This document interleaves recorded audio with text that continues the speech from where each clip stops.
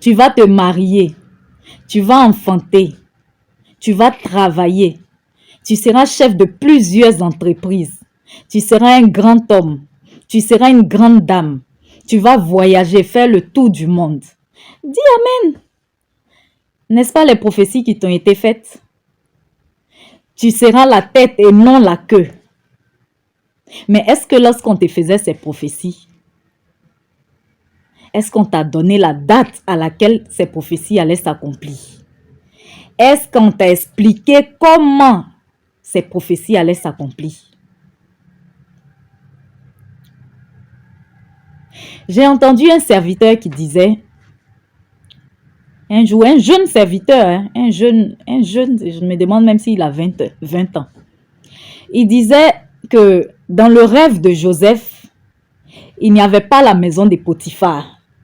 Dans le rêve de Joseph, il n'y avait pas les accusations de la femme de Potiphar.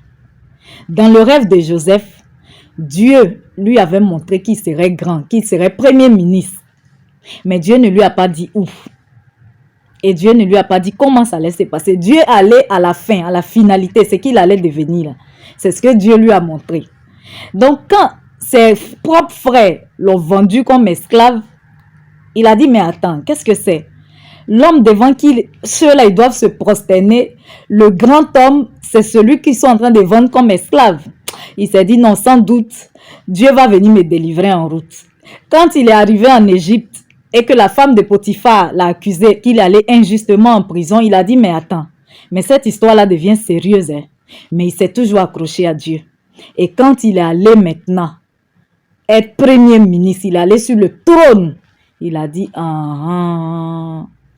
Dieu ne ment pas. Mon frère, ma soeur, Dieu ne ment pas. Dieu, généralement, il montre la finalité parce que la Bible nous dit la fin d'une chose vaut toujours mieux que son commencement. Donc, Dieu, lui, il nous montre seulement la finalité. Mais par ce par quoi tu vas passer pour arriver à cette finalité-là, il ne te la montre pas, il ne te la dit pas. Et parfois, cette finalité-là, parfois, ce chemin pour arriver à la finalité risque de te faire abandonner Dieu, risque de te faire douter de Dieu. Parce que Joseph, il pouvait douter de Dieu. Quand on voit tout ce par quoi il est passé avant d'être premier ministre en Égypte. Donc, mon frère, ma soeur, c'est la raison pour laquelle Dieu nous dit. C'est une prophétie qui est déjà prévue dans le temps, tout comme ça. Bon, je ne trouve pas la formule exacte. Elle est gravée. C'est une prophétie là qui est déjà déterminée.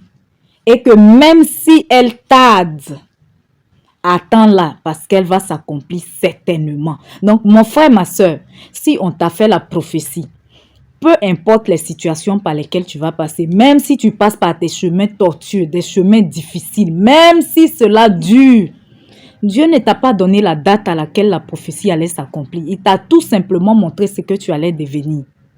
Mais ce par quoi tu allais passer, comment ça allait se passer pour que tu y arrives, ça, il ne t'avait pas donné ces détails. Hein? Donc, accrochons-nous à Dieu, peu importe ce que nos yeux voient. Parce que lorsque nous donnons notre vie à Dieu, à Jésus-Christ, nous ne marchons plus par la vue, mais nous marchons par la foi.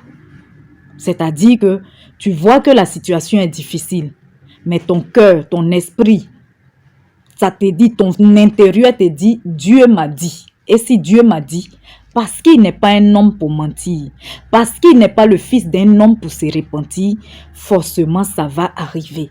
Peu importe les situations, peu importe le temps. Parce que Dieu, il n'est pas un menteur. Ce que sa bouche dit, sa main l'accomplit. Sois béni, mon frère, ma soeur.